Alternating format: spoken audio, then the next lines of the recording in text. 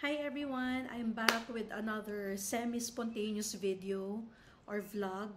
Ito naman, ang kukwento ko naman dito ay yung mga experiences namin so far dito sa Canada regarding healthcare. So marami akong nababasa kahit nung nasa Pinas pa kami na isa sa mga reasons sa mga tao for wanting to move to Canada is the free healthcare. Paulit-ulit mo mababasa yan. Ngayon, ni-research ko yan bago kami umalis. In fact, naging deal breaker yan. Mutik na kami hindi tumuloy sa Canada nung nalaman ko yung totoong estado ng healthcare dito. So, hindi to pagiging nega, reality to. In fact, if you read mga posts ng mga Canadians, kahit sa kanila issue to. So, hindi naman siya totally hindi okay, pero mas okay kung alam mo yung i-expect mo pagdating dito sa Canada, lalo na in comparison with the healthcare sa Philippines. So, most of us Pinoys would think na better yung healthcare dito. And in some ways, yes, it's better. Pero number one, hindi siya free. So, pag sinasabi nilang free, ibig sabihin wala kang babayaran pag nagpa-check up ka or na-hospital ka, pero hindi ibig sabihin wala kang ambag. So, what Canada has is a socialized healthcare system where the funds for everybody's healthcare is taken out of the taxes that people pay. So, mataas ang taxes dito. In fact, parang mas mataas pa yung taxes dito kaysa sa Pilipinas. Pero, ang kagandahan niyan is, alam mo kung saan napupunta yung taxes mo. So, tulad niyan, napupunta siya sa healthcare at saka sa education. So, parang sa Pinas din, may public schools din naman dito, may Catholic schools, parehong libre. But when I say libre, again, tulad ng healthcare, technically, hindi siya libre kasi lahat ng nakatira dito sa Canada, whether born and raised ka dito, or nag-migrate ka dito, or nagtatrabaho ka dito, nagko-contribute ka sa tax at yun yung ginagamit for the free healthcare and free education. So, going back to healthcare, ayun na nga, medyo praning kasi ako regarding healthcare kasi medyo thunders na kami mag-asawa. So, syempre may mga medical issues na kami, no? Ako late 40s na. Si Mr. G, early 50s na. So, meron na kaming mga hypertension, si Mr. G, diabetic and all. Tsaka si Mr. G, noong 2018, nagka-myocardial infarction yan. So, iniingatan na namin yung health niya, yung diet niya, tsaka marami siyang maintenance meds. I'll go to that later in case you're wondering, paano bibili ng gamot dito at magkano ba ang gamot dito at libre din ba? So, yun muna, no? Back in the Philippines, I would read about the lack of healthcare professionals dito sa Canada, kaya daw matagal ang wait times. Matagal ang wait times sa ER, matagal ang wait times pag nagpa-check up ka, at lalong matagal yung wait times kapag kailangan mong mag-consult sa specialist. So, alam natin yan, yung mga specialist, derma, cardio, pulmo, pedia, etc., OB, di ba? Tapos, may wait time din even if you need to undergo procedures like MRI, CT scan, mga ganyan, no?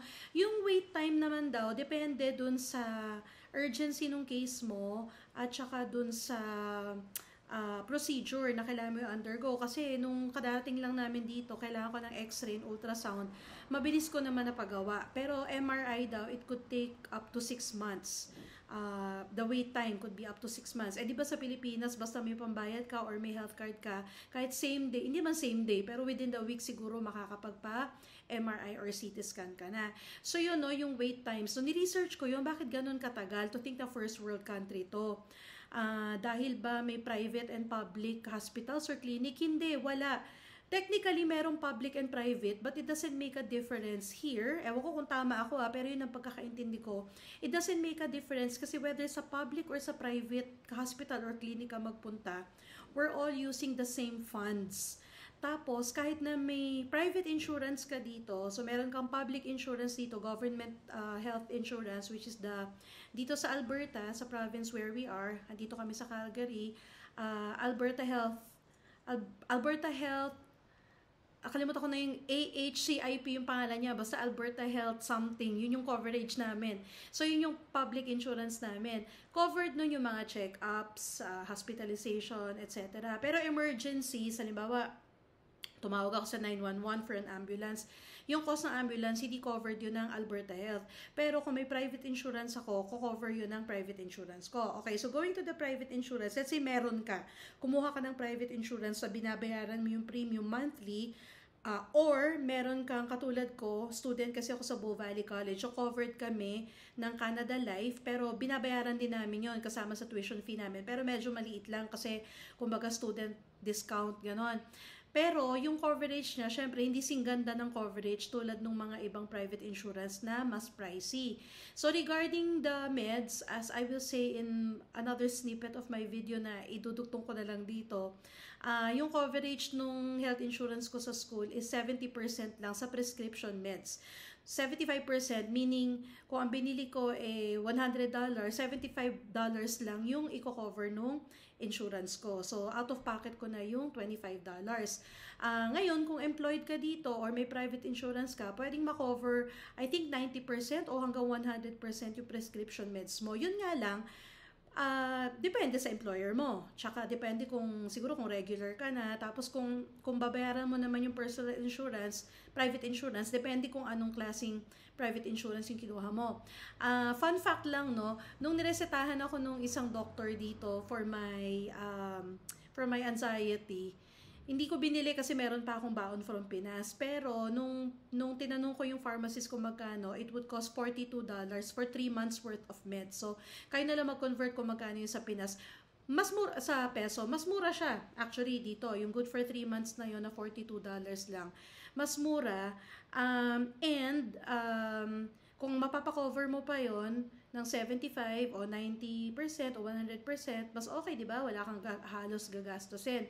Ngayon, sabi ko doon sa pharmacist, hindi ko muna bibilin kasi meron pa akong baon na ganong gamot, and pangalawa, wala pa akong private insurance to cover it. Tapos sabi niya sa akin, but the premium for private insurance is around $70, yung gamot ko daw $42 lang for 3 months. So parang ang point niya is mas mahal pa yung babayaran kong premium ng private insurance kesa doon sa cost ng gamot ko. Pero syempre isang gamot lang kasi yun, di ba? Kung madami kang gamot, di ba, nagme-maintenance ka tulad ni Mr. G, 8 yung gamot niya, sulit yung private insurance kasi mako-cover yung cost ng gamot mo. Pero mas sulit kung may employer ka na bibigyan ka ng health insurance para hindi ka na magbabayad ng private health insurance. Okay, get? So, yun. Balik tayo dun sa sa lack of healthcare workers, lack of doctors, nurses, etc. So, yun. In another vlog, na hindi ko alam kung paano ko ililink dito, pero I will try to do it later. Kinuwento ko dun yung experience ko sa ER na 8 hours ako nag-antay. Hindi ako natignan ng doktor hanggang sa umuwi na lang ako kasi dumating na yung sundo ko at nahihiya ako magpaantay pa. Kasi hinatid na nila ako sa ospital tapos sinundo pa nila ako. Shout out to Kuya John Kucharski and Joanne. So yun, no? Ganong katagal pag hindi urgent yung case mo. Kasi yung kinonsult ko is yung severe anxiety ko tsaka yung na-injure kong tuhod kasi nabangga ako sa semento. So apparently hindi urgent yon, hindi ako kailangan ni x-ray or anything o kung ano man yung gagawin, kaya 8 hours akong pinagantay. So hindi first come first serve dito. Halimbawa sa ER, kahit na ikaw yung naunang dumating pero pinaka hindi urgent yung case mo, ilalas ka nila. So, tinatriage nila yung mga pasyente according to the severity of the case. So, kung hindi matter of life and death, ako na nagsasabi sa inyo, huwag kayo sa ER pupunta. Punta na lang kayo sa mga walk-in clinic or sa urgent care clinic. So, ano naman yung walk-in clinic at urgent care clinic na yan? Yung urgent care, parang mini ER daw yun, pero hindi ko pa na-try. Kasi hindi ko alam kung saan meron malapit sa amin na urgent care clinic eh. Pero yung walk-in clinic, merong malapit sa amin. Actually, medyo madami. Merong 1, 2, 3, 3 malapit na walk-in clinic sa amin na literally walking distance, no? Wag lang siguro yung tipong inaapoy ka ng lagnat o nangihina ka kasi syempre masama na pakiramdam mo, maglalakad ka pa. In another vlog, I will talk about how to get around here sa Canada nang walang sasakyan. Kasi talagang lahat guys lalakarin nyo kung wala kayong sasakyan kasi hindi naman lahat ng lugar is dinadaanan ng Calgary Transit, which is yung bus and train dito. Mahal naman mag-Uber. Tapos kung mga 1 kilometer lang, manghihinayang ka din na mag-Uber, di ba? So, ang tendency is lalakarin mo na lang. Kung mga halimbawa 400 meters to 1 kilometer, lalakarin mo na lang yon. Pero like I said, kung masama kasi yung pakiramdam mo, and you have to walk to a walk-in clinic, you have to going to a walk-in clinic or urgent care, syempre medyo hindi natin gusto yon, no? So in those cases, siguro mag-Uber na lang kayo. So anyway, yon, ang walk-in clinic is literally a walk-in clinic. You don't need to book an appointment with them. Pupunta ka lang. Tapos ako, based on my experience, yung napuntahan ko na mga walk-in clinic dito, mabibilis naman. Siguro, you'll be out in less than an hour. Pero note din na baka natsambahan ko lang na konti yung tao or marami naka-duty na doktor. Pero so far so good ha. Actually, nasa snippet na video ko na rin yung sasabihin ko. Kaya para hindi na ako paulit-ulit, hindi ko nakukwento kung ano nangyari dun sa walk-in clinic kanina nung nagpunta ako. Tapos, meron din akong ibang vlog na yung experience ko nung first time kong nagpunta sa isang walk-in clinic on a Sunday. At bukas sila. Yun yung kagandahan dito, di ba? Sa Pinas, pag nagkasakit ka ng Sunday, syempre wala kang choice kundi ER. Kasi syempre sarado mga clinic, di ba? Yung mga outpatient department, mga medical arts buildings na kung saan pwede ka magpa-check up sa doktor, sarado yan pag Sunday. Pero dito may mga walk-in clinic na open ng Sunday. So yun, ano pa ba yung hindi ko kinukwento? Yun nga, number one, na hindi free yung healthcare, technically. Pero, inisip ko na lang, no, kasi kaya sinabi ko mutik na kami dito muli ng Canada because of this fact na medyo mahirap maka-access ng healthcare dito kasi nga matagal yung mga wait time. Yung sa walk-in clinic, hindi yung wait time yung issue kasi medyo mabilis. Pero wag nyo expect na yung mga doktor dito sa Canada, at least based on my experience, is may chika, very warm, yung bedside manner nila, yung talagang feeling mo concern sila sa'yo. Dito, very detached yung mga doktor. Parang come and go ka lang talaga. Sabihin mo kung ano yung ay consult mo, okay, tapos resetahan ka, tapos na. Walang, ibang-iba yung culture dito, parang very business-like yung mga doktor, which is not bad necessarily, di ba? Nakakapanibago lang. I'm not saying it's not good, it's just that, coming from the Philippines, sasanay ako na yung mga doktor ko, parang kaibigan ko na. Actually, nagiging kaibigan ko na talaga sila literally, eventually, lalo na yung mga matagal ko ng doktor. Dito, I don't think that's going to happen. Pero syempre, malay nyo naman, makatsamba kayo ng doktor na magiging kapalagayang loob nyo, di ba? Pero yun nga kasi, kung wala kayong mahanap na family doctor, ang tendency is iba-ibang doktor ang pupuntahan nyo each time magpa-check up kayo. So, it would be hard to establish rapport with that doctor kasi the next time na magpa-check up ka, baka hindi siya yung doktor na abutan mo doon. 'Di ba? Unless talagang pipiliin mo yung same doctor na yon, pero minsan hindi sila available. Halimbawa, hindi sila available until 1 month after or 2 months after. Kailangan mo na magpa-check up. So mapipilitan ka na sa ibang doktor na lang pumunta. 'Yon. Ano pa ba? Well, may mga walk-in clinic daw, according to Google, sa mga reviews na walk-in, pero hindi ka pwede mag-walk-in. Pag nag-walk-in ka, hanapan ka na appointment. So, tip ko lang sa inyo, tumawag muna kayo. Para hindi masayang yung punta nyo, lalo na kung malayo yung clinic, tas maglalakad lang kayo, sayang yung effort tsaka yung oras, 'di ba? So, dito sa Canada, talaga kailangan lahat tatawagan mo, hindi text, hindi email, call. As in, kakausapin mo sila to ask. Hopefully, yung makasagot sa inyo sa phone Pinoy, malalaman nyo naman based on the accent, or at least sana yung makausap nyo medyo friendly na malinaw magsalita. Kasi maraming immigrants dito, iba-ibang lahi, so iba-iba yung accent. Minsan, pag hindi mo sila nakikita face-to-face, sa phone mo sila kausap, minsan mahirap intindihin yung accent. So nakakahiya naman na paulit-ulit ka magtatanong, I'm sorry, pardon, ganyan. No? So yun lang yung nakikita kong disadvantage kapag over the phone halos lahat ng transactions. Pero so far, bihira naman, hindi pa naman ako naka-encounter masyado ng medyo mahirap intindihin yung accent. Tapos pag Canadian yung nakausap nyo, alam na alam nyo kasi super linaw yung English nila. Promise, like I'm sure nanonood kayo ng mga series, 'di ba? Mga American TV series or series na mga American yung actor sa Netflix, Disney Plus, ganyan. 'Di ba meron mga Americans na minsan mahirap intindihin yung accent nila depending on what state they were raised in. Or kung ano naman, kung sa Europe naman, syempre iba na naman yung accent doon, diba? Pero yung mga Canadian, ang linaw nila mag-English. Yun yung observation ko. And linguistics professor ako, diba? So, alam ko din yung mga kumbaga, barricades to communication or yung mga hindrances to communication. Kasama na dyan yung accent, tsaka yung intelligibility na tinatawag namin, yung kung gaano ka daling intindihin yung utterances ng isang tao. Mag-vlog nga ako tungkol dyan, iba na lang. Ano pa bang di ko na kwento? 15 minutes na to, mahaba na, idudugtog ko pa dito yung clips mamaya. So hanggang dito na lang muna. Tapos kung meron pa kayong mga tanong or mga curious kayo kung paano ba magpa-check up dito, anong mangyayari pag nagpa-hospital ka, yun nga yung pagbili ng reseta and all.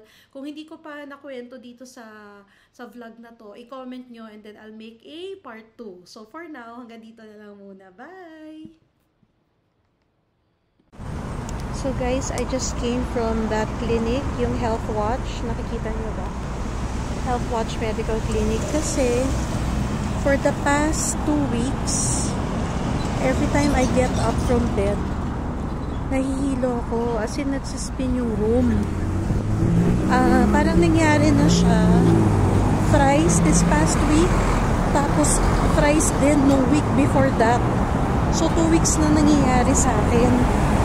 Nung nasa Pinas pa kami, nangyayari din naman sa akin. Pero, siguro sa isang taon, mga 2 times lang. Kaya nagulat ako bakit dito parang napapadalas. So, kwento ko lang dito kung paano magpa-check up sa clinic. Malayong malayo sa pagpapa-check up natin dyan sa Pinas. Kasi dito, first of all, kailangan meron kang family doctor. So, pagdating mo dito sa Canada, hanap ka ng family doctor na mag-a-accept ng new patients.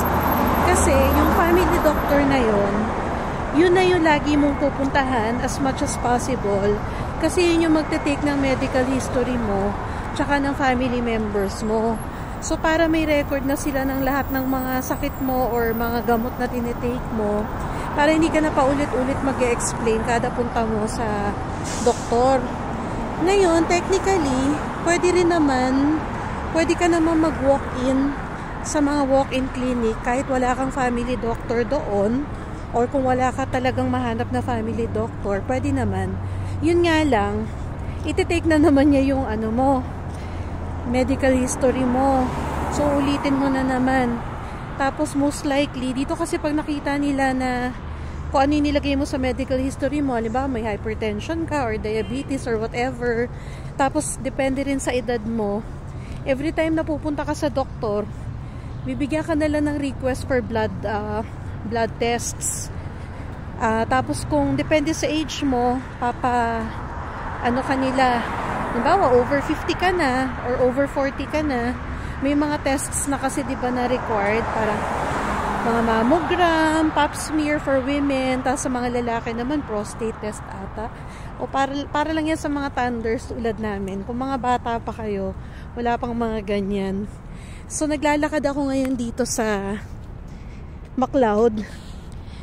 Yung clinic na yun na pinuntahan ko, yung Health Watch, mga 5 minutes away lang yun sa bahay namin. Yun yung pinakamalapit. Actually, may family doctor na kami. San ba siya banda? Dito lang yun eh. Dito lang din sa McLeod. Isa sa mga buildings na yan na pinapakita ko. May clinic dyan. Core Medical Clinic yung name. Nandiyan yung family doctor na nahanap namin, si Dr. Joseph Doherty. Kaso, nung tumawag ako kaninang umaga, October 15 pa daw pwedeng magpa-appointment kay Dr. Doherty. Guys, September 17 pa lang dito sa Canada.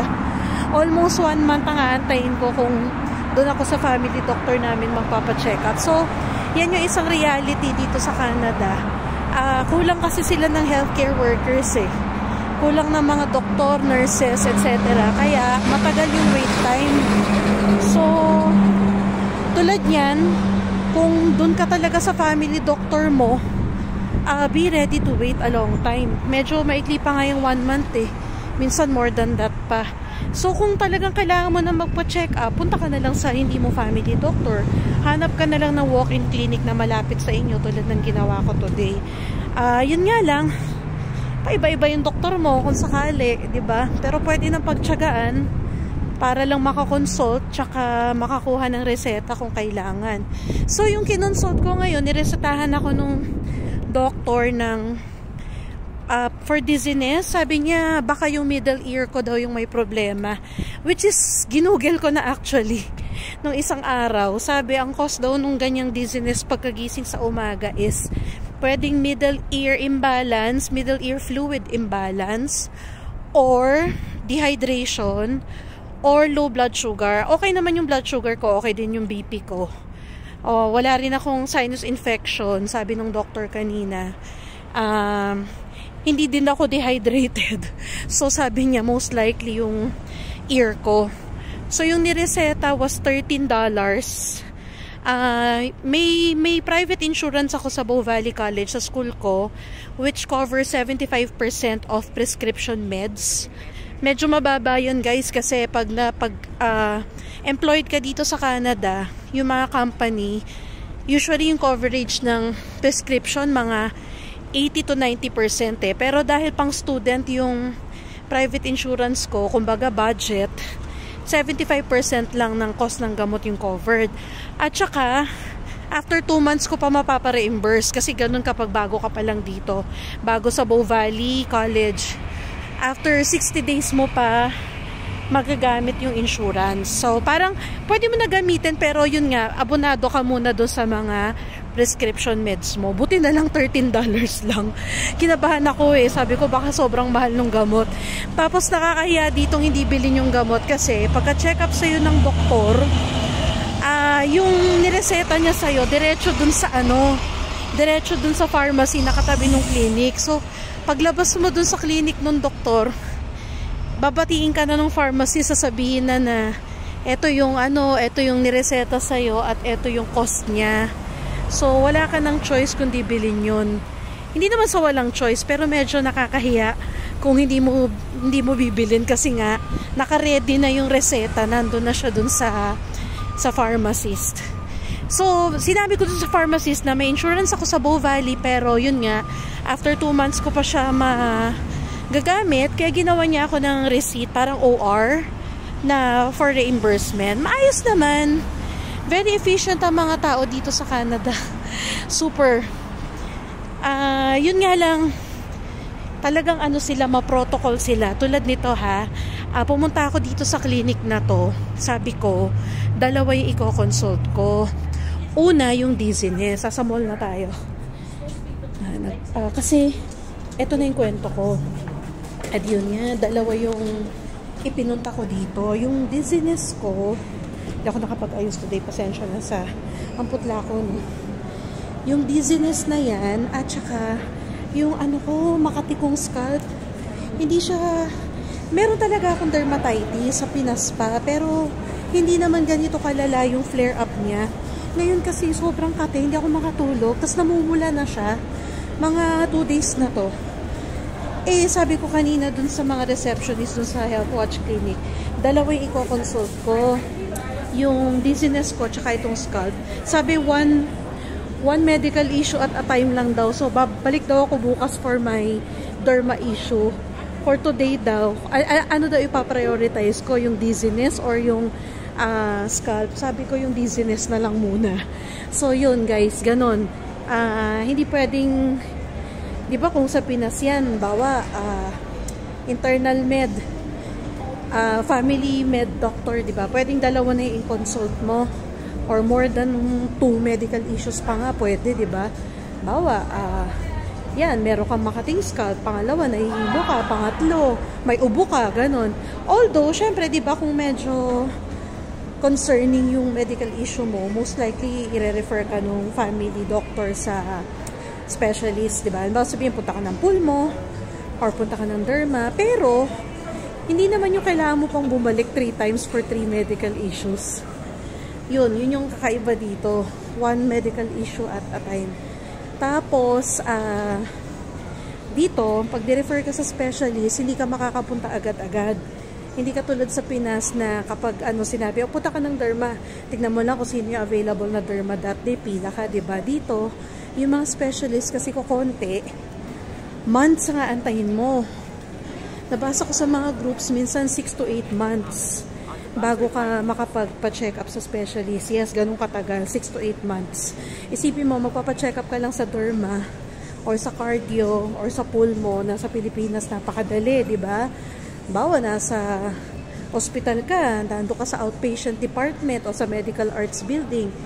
Hanap ka lang ng available na doktor doon, basta may pambayad ka or meron kang insurance, di ba? Meron kang health card.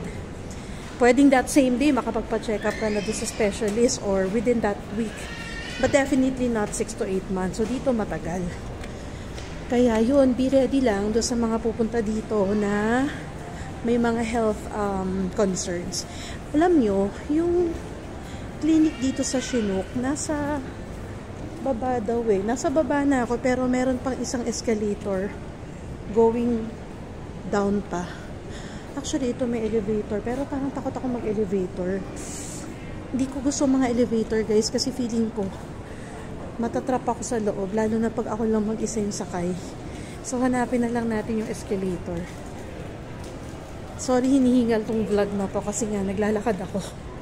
Tapos yung angulo ko laging pangit kasi laging nakikita yung double chin ko. Ayan. I-focus ko na nga lang sa dinadaanan ko yan. Hanapin natin yung escalator going down. So, para hindi na ako babalik bukas doon sa clinic na pinuntahan ko today, punta tayo sa ibang clinic. O, diba? Dalawang clinic pa yung pupuntahan for 2 separate medical issues. Sana hindi masyadong madami tao dito. Wala ngayon si Mr. G dito sa Chinook kasi doon siya sa full-time job niya sa downtown sa Suncor Building. Ang pasok niya is 11:30 to 8. So, nakaalis na siya kaninang mga 10:15 ata. Asa ba yung escalator na yun? Nakita ko na yun eh. Escalator pababa. Pag hindi ko pa rin makita, magtatanong na ako dito sa security. Pero nakita na namin ni Adi yun ng isang araw eh. Sabi ko nga, saan kaya papunta yung elevator pababa? Ground floor na to. Tapos yun, nung ginugel ko yung Chinook Medical Clinic, nasa ibaba pa pala nito. So parang basement. Nasa basement nitong mall. So let's try to find it. It's a Monday here. Kaya hindi masyadong matao dito sa mall. Kahapon, di ba, nandito kami ni Adi. Pero sobrang daming tao kasi Sunday.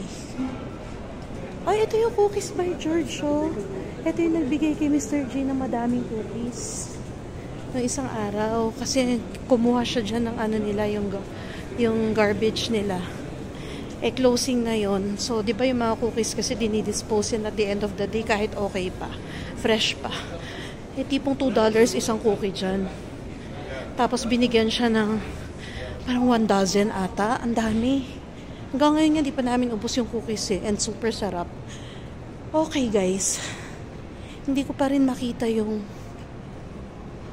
escalator going down. Mukhang kailangan na nating magtanong. Parang naikot ko na tong mall. Sige, we will ask. Naku, Tim Hortons, tempted ako. Pero wag. May mga pagkain pa sa bahay. End ko na nga muna dito, nakakahiya. Wala naman akong kinukwento. Stop ko muna dito. So guys, nandito na tayo sa pangalawang clinic. Ito naman nasa Chinook Mall. Chinook Medical Clinic yung pangalan niya. So walk-in clinic din to. Dito ako magko-consult nung derma concern ko. Kasi nga diba, hindi pwedeng dalawang medical issues din sa isang clinic. Hindi ko lang alam kung gaano katagal mag-wait dito kasi medyo madaming tao. Compared dun sa kanina kasi clinic. Ako yung una kasi 9 AM typically nag-open yung mga walk-in clinic dito. Tapos nung tumawag ako ng mga 9:10, sabi ng receptionist, come at 10 AM. So dumating ako dun sa clinic kanina sa Health Watch, mga 10:05. Pero natignan ako ng doktor siguro mga 10:25 kasi may bisita siya, may kinausap pa siya. Ayan, ito yung itsura ng clinic. Mabilis lang kasi baka may privacy issue yung mga tao dito. So, galing na ako dun sa second medical clinic at parang 2 minutes lang ako doon. Mas matagal pa yung pinag-antay ko doon sa doktor. Dito nga pala sa Canada, pag sinabing the doctor will be with you shortly or in a couple of minutes, huwag kayo maniwala kasi mga 15 to 30 minute wait yon. Depende kung saan clinic kayo. Pero itong dito sa Chinook Mall na clinic, mga siguro 5 to 10 minutes lang naman kung inantay yung doktor. Pero yung actual consultation, 2 minutes lang. So, kinonsult ko lang yung scalp ko na sabi ko na super kate, namumula, sabi niya eczema, tapos niresetahan ako ng Betaderm lotion, tsaka antihistamine, tapos yun na. Ngayon, yung tinanong niya kung saan pharmacy ako typically bumibili. So, sinabi ko doon sa Health Watch. Ayun, diretso nakasend na doon yung yung reseta. Tapos, tumawag ako, tinanong ko yung pharmacist kung magkano, tapos tinanong niya ako, do you want to fill out the prescription? Sabi ko, hindi muna. Kasi naisip ko, kakabili ko lang kahapon ng ano yun? Nakalimutan ko yung pangalan. Kanina lang sinabi ko doon sa doktor yung isang klaseng steroid cream para sa dermatitis, kakabili ko lang hydrocortisone acetate, kakabili ko lang kahapon sa Shoppers Drug, $5 yung maliit na tube. Iniisip ko, yun kasi yung milder version itong nireseta sa akin, stronger, more potent version. Inisip ko na kagabi ko lang naman ini-start gamitin yung hydrocortisone, so siguro gamitin ko naman ng mga 3 days para makita ko kung effective bago ako bumili nitong Betaderm lotion na nireseta ng doktor. So, mamaya sabihin ko na lang muna dun sa pharmacist na wag na muna i-fill out yung prescription. Actually, hindi naman niya i-fill out kasi hindi ko pa naman sinabi. So, ganun yung style dito. Medyo nakakajayo pag di mo binili yung reseta kasi alam na nung pharmacist na nireseta. Hindi katulad sa Pinas, diba? Halimbawa, niresetahan ka ng doktor, pwede mo itanong sa Mercury Drug kung magkano, tapos di mo muna bibilin. Parang ganun din naman dito. Pero dito, nakadiretsong communicate na agad sa pharmacy kung ano yung nireseta sa'yo at kung kailan. So, alam nila agad kung hindi ka pumunta para bilhin, gano'n. Yun, so, uwi muna ako kasi lunchtime na. Para hindi na ako mapagastos. Nandito ako sa mall, pero syempre hindi ako dito magla-lunch. Sa bahay na ako magla-lunch kasi may food naman doon. Tapos, i-research ko muna tong mga gamot na to para sa Makati kong scalp. Actually, sa Pinas pa naman meron na akong dermatitis. Kaya lang, yun nga, nag-flare up dito. Hindi ko alam kung sa sobrang dry ng weather or allergic ako doon sa chlorine sa tubig dito or I've been using too much hot water to wash my hair. Madaming factors na pwede. So, i-research ko muna. Tapos, yun nga, tignan ko muna kung mag-work yung hydrocortisone bago ko itry yung Betaderm. By the way, the Betaderm lotion costs $20. So, sayang din if ever na okay naman tong hydrocortisone for my scalp. So, i-add ko na lang tong clip na to dun sa video ko earlier na nakalimutan kong i-landscape. Pinaalala nga pala ni Adi na dapat hindi portrait pag nag-vlog ako, dapat pa-landscape. Kasi sa YouTube pala, pag naka-portrait, diba, ang payat niya. So, syempre, amateur tayo, hindi pa tayo marunong, pati editing, pasensyahan nyo na. Pero sana informative tong mga sinishare ko sa inyo.